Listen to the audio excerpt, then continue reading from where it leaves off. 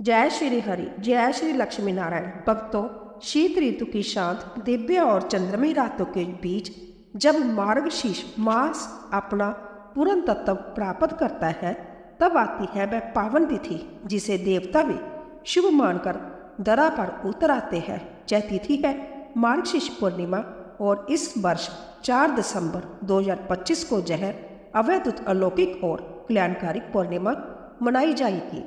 मार्गशीर्ष संभव श्री कृष्ण द्वारा श्रीमद् भागवत गीता में सबसे प्रिय मास कहा गया है और इसी मास की यह पूर्णिमा वर्ष की अंतिम पूर्णिमा भी है। इसीलिए यह रात न केवल जप तप का समय है, बल्कि पूरे वर्ष की थकी हुई ऊर्जा को शुद्ध करने, पापों का नाश करने और नव वर्ष के लिए शुभ भाग्य का द्वार खोलने का दिव्य अवसर है। मानता है कि इस पूर्णिमा की शीतल चांदनी में संभव नारायण का तेज प्रस्फुटित होता है और जो भक्त इस दिन श्रद्धा, सच्चे मन, दान, पूजा और व्रत के साथ भगवान का स्मरण करते हैं, उनके जीवन से दरिद्रता, क्लेश और असफलताएं दूर होकर सुख समृद्धि का आगमन होता है। वर्ष की यह अंतिम पूर्णिमा मानो ईश्वर का अंतिम संदेश है। नए वर्ष में प्रवेश करने से पहले अपने भीतर की अविद्या को त्याग दो और मन को प्रकाश से भर लो। अंत्य भक्तों, इस मार्गशीर्ष पूर्णिमा पर हम सब मिलकर श्री हरि का नाम जपे और मां लक्ष्मी की कृपा का आह्वान करें, ताकि यह पवित्र तिथि हमारे वर्ष के अंत को शुभ बना दे और आने वाले समय को प्रकाशमय कर दे। भक्तों, अब हम सुनेंगे मार्गशीर्ष पूर्णिमा की पुण्यदायिनी कथा। आपसे निवेदन है कि आप सभी कथाओं को श्रद्धापूर्वक भक्ति भाव से अंत तक अवश्य सुने। श्री हरि विष्णु की कृपा आप सभी पर सदैव बनी रहे।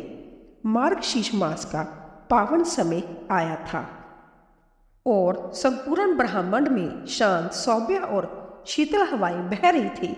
इस मास की पूर्णिमा को देवताओं ने सदैव पवित्र माना और कहा कि इस दिन किया गया हर पुण्य अनेक गुना फल प्रदान करता है। इसी काल में एक प्राचीन नगर में विद्या, सत्य और धर्म का पालन करने वाली एक अत्यंत निर्धन परंतु धर्मनिष्ठ स्त्री रहती थी। उसका घर मिट्टी का था। टूटी छत से वर्षा का पानी टपकता था।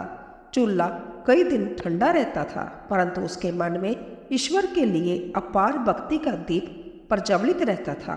वह स्त्री हर सुबह नदी किनारे जाती, हाथ जोड़कर भगवान विष्णु और मां लक्ष्मी से विनती करती कि उसकी गरीबी दूर हो, उसके जीवन में शांति आए और उसके परिवार को 2 समय का भोजन मिल सके।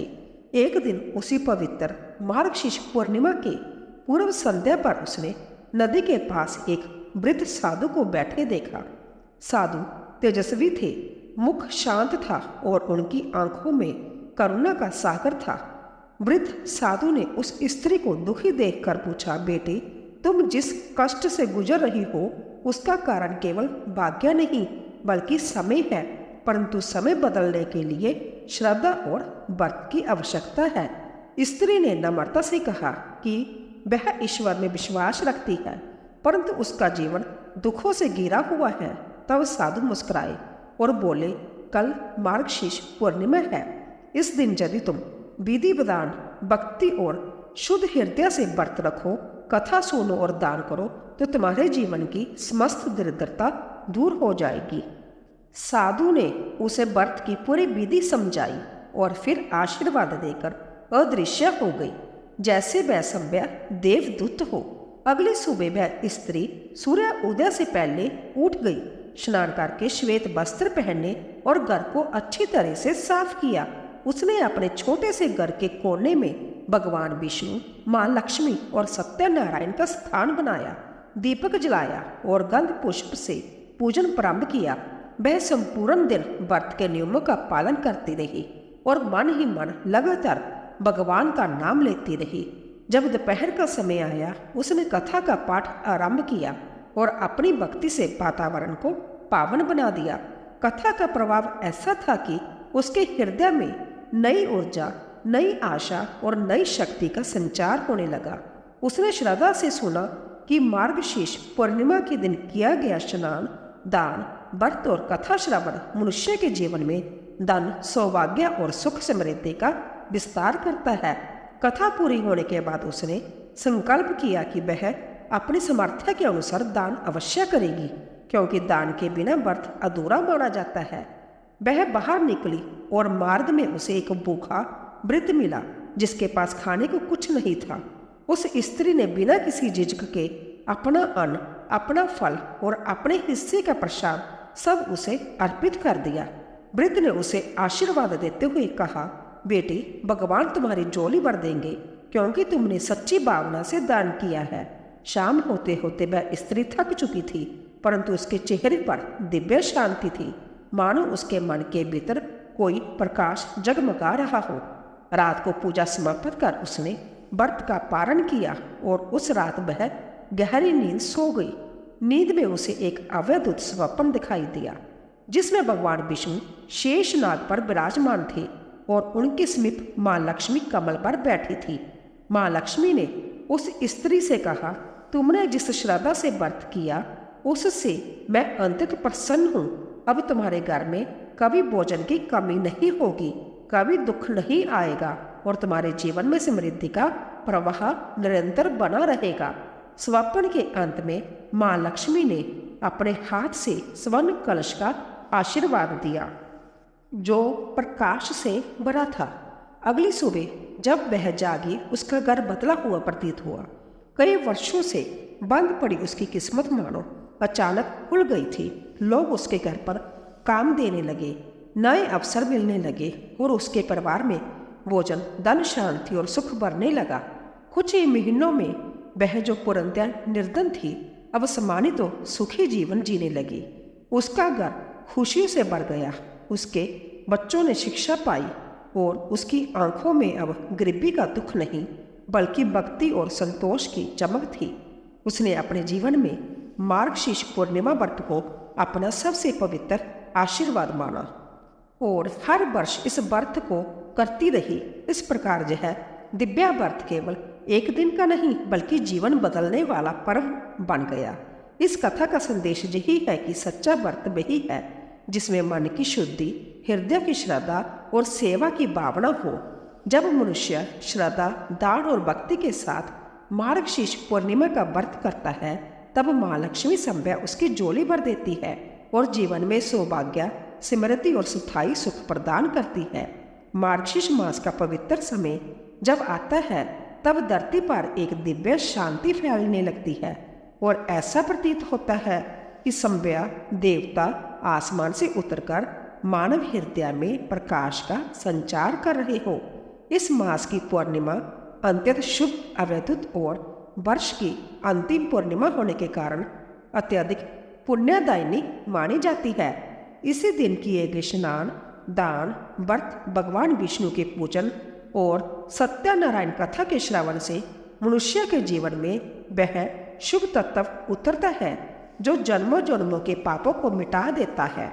मार्गशीर्ष पूर्णिमा का इतिहास, उसका पौराणिक वैभव और उसकी रहस्यमयी शक्तियों का वर्णन करते हुए एक अत्यंत दिव्य घटना स्मरण होती है। महर्षि अत्रि और माता अनसुईया की कथा, जिनके तप, सती तत्व और दिव्य तेज ने संभ्या त्रिदेव को भी विनम्र कर दिया था।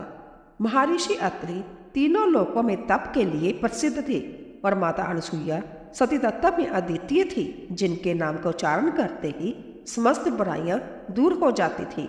उनके आश्रम में सदैव सत्य, शांति और करुणा का वास था।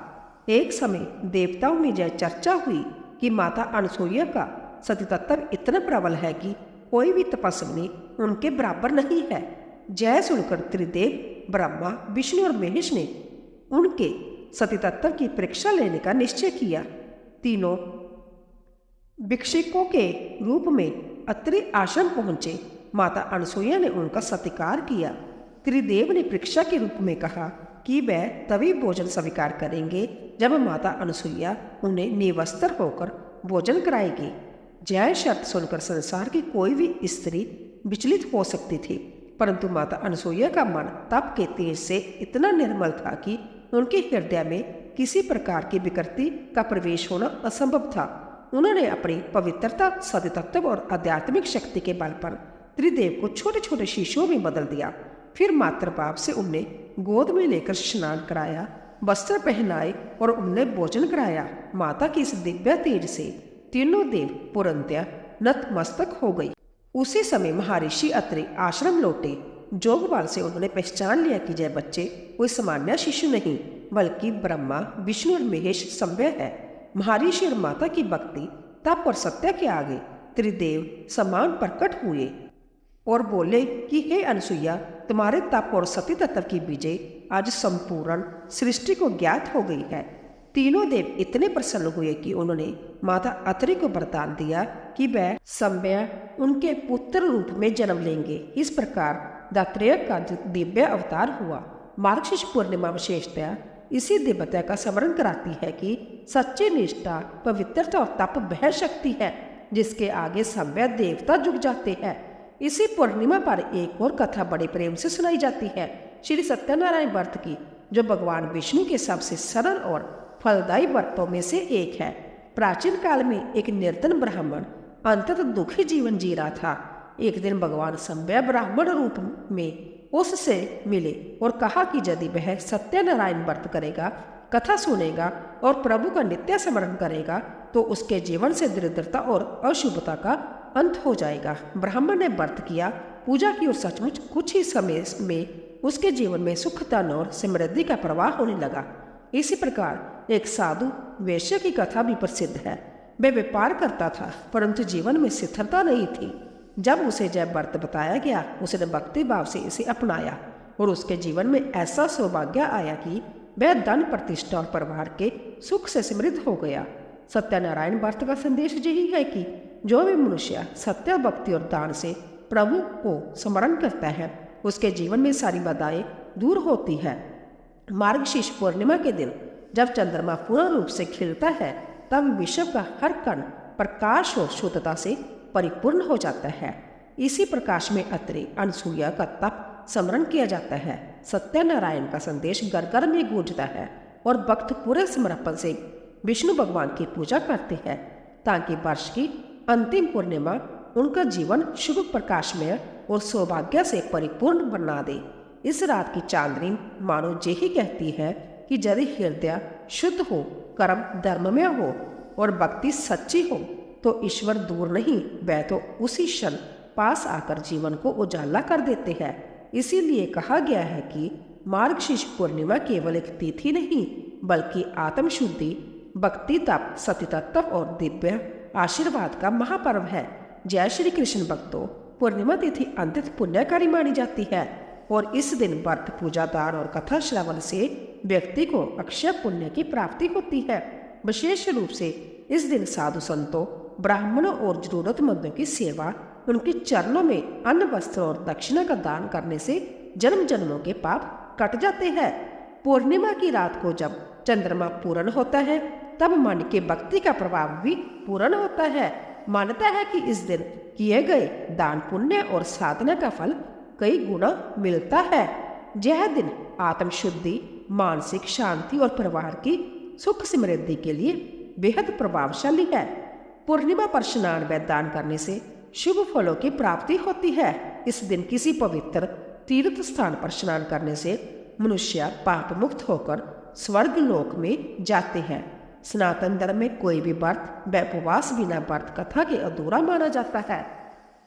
इसीलिए मार्गशीर्ष पूर्णिमा का व्रत करते समय भी कथा अवश्य पढ़नी चाहिए। अंत भक्तों, आपसे निवेदन है कि आप सभी कथाओं को श्रद्धा भाव से पूरा अंत तक अवश्य सुने। आइए जानते हैं मार्गशीर्ष पूर्णिमा व्रत कथा के बारे में। जय श्री कृष्ण भक्तों, आप सभी श्रोताओं का दिन शुभ और मंगलमय हो। इसी मंगल कामना के साथ चलिए आज की इस कथा को शुरू करते हैं। मार्गशीर्ष मास की पूर्णिमा जीवन में शुभ फल प्रदान करती है और माता लक्ष्मी जी की कृपा से धन का लाभ मिलता है। मार्गशीर्ष पूर्णिमा के दिन गंगा स्नान करने से साधक को शुभ फल की प्राप्ति होती है। साथ ही मार्गशीर्ष पूर्णिमा के दिन चंद्रदेव और धन की देवी माँ लक्ष्मी एवं भगवान श्री लक्ष्मी नारायण जी की विधि पूर्वक पूजा और व्रत करने का विधान है। इसीलिए मार्गशीर्ष पूर्णिमा के दिन गंगा स्नान किया जाता है। इस दिन चंद्रमा 16 कलाओं में परिपूर्ण होता है। पूर्णिमा तिथि के दिन जो व्यक्ति स्नान दान के कार्य करता है वह शिव फलदायी माना जाता है। पौराणिक मान्यताओं के अनुसार पूर्णिमा का व्रत करने से व्यक्ति को सभी दुख और कष्टों से मुक्ति मिलती है। तो आज हम आपको मार्गशीर्ष पूर्णिमा की बड़ी ही दुर्लभ कथा सुना रहे हैं। तो आप लोग बड़ी ही श्रद्धा और प्रसन्न चित्त मन से इन कथाओं को पूरा अवश्य सुनिए। श्री कृष्ण ने यशोदा जी को बताया कि 32 पूर्णिमाओं के व्रत करने से क्या फल मिलता है और सर्वप्रथम इस व्रत को मृत्यु लोक में किसने किया था। द्वापर युग में एक समय की बात है कि यशोदा जी ने कृष्ण से कहा, हे कृष्ण, तुम सारे संसार के उत्पन्न करता, पोषण तथा उसके सहारण करता हो। आज कोई ऐसा व्रत मुझसे कहो जिसके करने से मृत्यु लोक में स्त्रियों को विधवा होने का भय ना रहे तथा यह व्रत सभी मनुष्य की मनोकामनाएं पूर्ण करने वाला हो। श्री कृष्ण कहने लगे, हे माता, तुमने अति सुंदर प्रश्न किया है। मैं तुमसे ऐसे ही व्रत को सविस्तार कहता हूँ। सौभाग्य की प्राप्ति के लिए स्त्रियों को दात्री संध अर्थात 32 पूर्णिमाओं का व्रत करना चाहिए। इस व्रत को करने से स्त्रियों को सौभाग्य संपत्ति मिलती है। यह व्रत अचल सौभाग्य को देने वाला और भगवान शंकर के प्रति मनुष्य मात्र की भक्ति को बढ़ाने वाला है। यशोदा जी कहने लगी, हे कृष्ण, सर्वप्रथम इस व्रत को मृत्यु लोक में किसने किया था, इसके विषय में विस्तार पूर्वक मुझसे कहो। श्री कृष्ण जी कहने लगे कि इस भूमंडल पर एक अत्यंत प्रसिद्ध राजा चंद्रहास से पालित अनेक प्रकार के रत्नों से परिपूर्ण कार्तिका नाम की एक नगरी थी। वहां दनेश्वर नाम एक ब्राह्मण था और इसकी स्त्री अति सुशील रूपवती थी। दोनों ही उस नगरी में बड़े प्रेम के साथ रहते थे। घर में धन धान्य आदि की कोई कमी नहीं थी। उनको एक बड़ा दुख था, उनके कोई संतान नहीं थी, जिस वजह से वह बहुत दुखी रहते थे। एक दिन एक बड़ा तपस्वी जोगी उस नगरी में आया। वह जोगी बाकी सभी घरों से भिक्षा मांगकर भोजन किया करता था, लेकिन उस ब्राह्मण के घर से भिक्षा नहीं मांगा करता था। एक दिन जोगी गंगा किनारे भिक्षा मांगकर प्रेम पूर्वक खा रहा था कि धनेश्वर ने जोगी को यह सब करते देख लिया। सब कार्य किसी प्रकार से देख लिया। अपनी भिक्षा अनादर से दुखी होकर धनेश्वर जोगी से बोले, और सभी घरों से भिक्षा लेते हैं परंतु मेरे घर की भिक्षा कभी भी नहीं लेते, इसका कारण क्या है। जोगी कहने लगा कि आपके धर्म हमें इस बात की आज्ञा नहीं देता है, क्योंकि अभी आप गृहस्थ जीवन में एक सुख से वंचित हैं।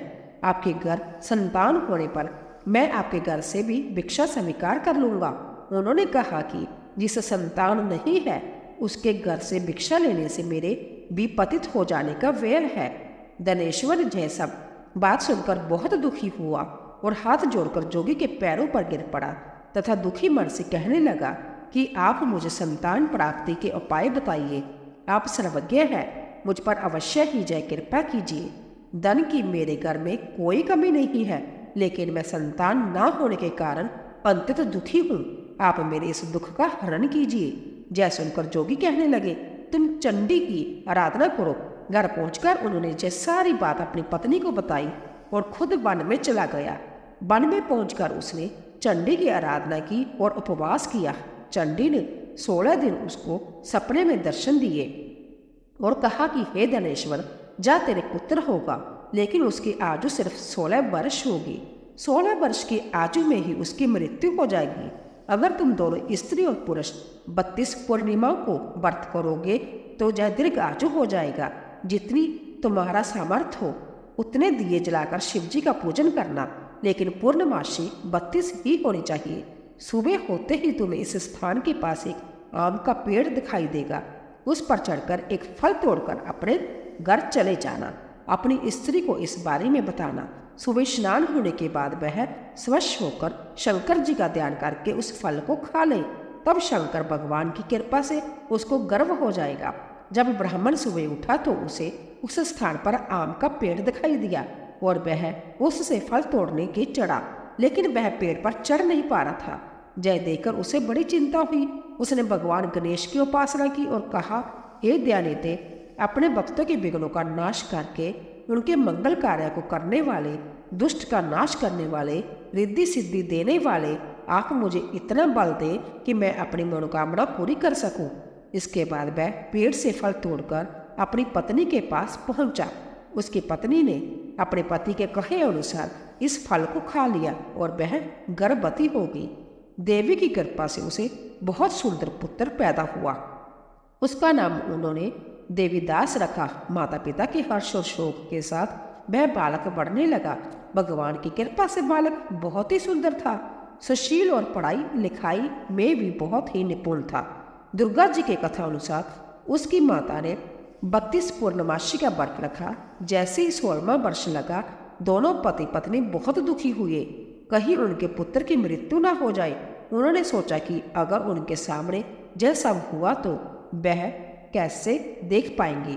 तभी उन्होंने देवीदास के मामा को बुलाया और 1 वर्ष के लिए देवीदास को काशी में पढ़ने के लिए भेज दिया। 1 वर्ष के बाद उसे वापस लेकर आ जाना। देवीदास अपने मामा के साथ एक घोड़े पर सवार होकर चल दिया। उसके मामा को भी यह बात पता नहीं थी कि दोनों पति पत्नी ने 32 पूर्णमासी का व्रत पूरा किया। दूसरी तरफ मामा और भांजा दोनों रात गुजारने के लिए रास्ते में एक गांव में रुके। उस दिन उस गांव में ब्राह्मण की कन्या का विवाह होने वाला था। जिस धर्मशाला में वर और बारात के बाकी लोग रुके हुए थे, उसी धर्मशाला में देवीदास और उसका मामा ठहर गए। उधर कन्या को तेल आदि चढ़ने के बाद जब लगन का समय आया तो वर की तबीयत खराब हो गई। वर के पिता ने अपने परिवार वालों से विचार विमर्श करके कहा कि यह देवीदास मेरे पुत्र जैसा ही है, मैं इसके साथ लगन करा दूं और बाद में बाकी सारे काम मेरे बेटे के साथ पूरे हो जाएंगे। ऐसे कहने के बाद वर के पिता देवीदास को मांगने के लिए उसके मामा के पास गए और उन्हें सारी बात बताई। मामा ने कहा कि कन्यादान में जो कुछ भी मिलेगा वो हमें दे दिया जाए। वर के पिता ने बात स्वीकार कर ली। इसके बाद देवीदास का विवाह कन्या के साथ संपन्न हो गया।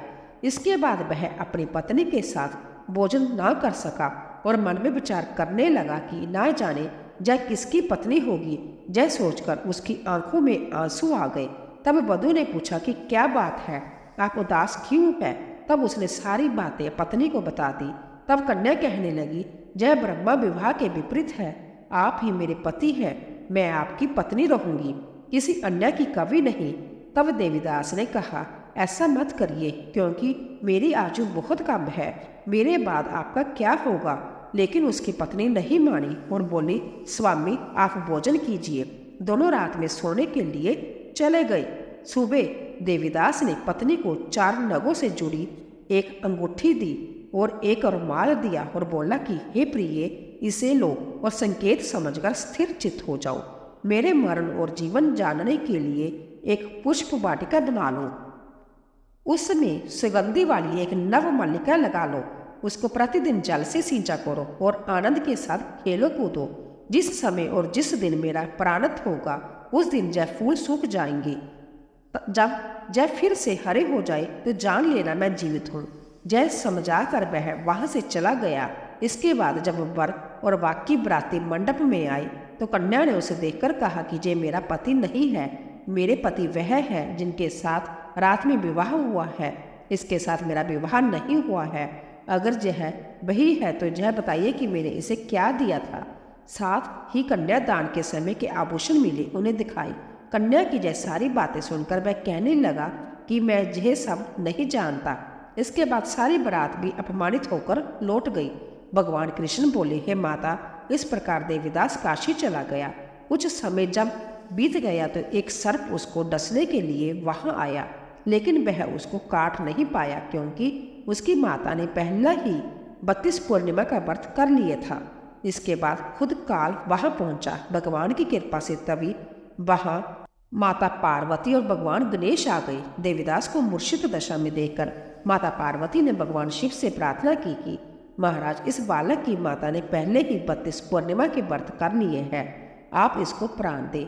भगवान शिव ने माता पार्वती के कहने पर उसे प्राण दान दे दिया। उधर उसकी पत्नी उसके काल की प्रतीक्षा कर रही थी। उसकी पत्नी ने जाकर देखा कि पुष्प और पत्थर दोनों ही नहीं है तो उसको बहुत आश्चर्य हुआ और जब उसने देखा कि पुष्प वाटिका फिर से हरी भरी हो गई है तो वह समझ गई कि उसका पति जिंदा हो गया है। इसके बाद वह बहुत ही प्रसन्न होकर अपने पिता से कहने लगी कि मेरे पति जीवित हैं, उनको ढूंढिए। जब 16वां वर्ष व्यतीत हो गया तो देवीदास भी अपने मामा के साथ काशी चल दिया।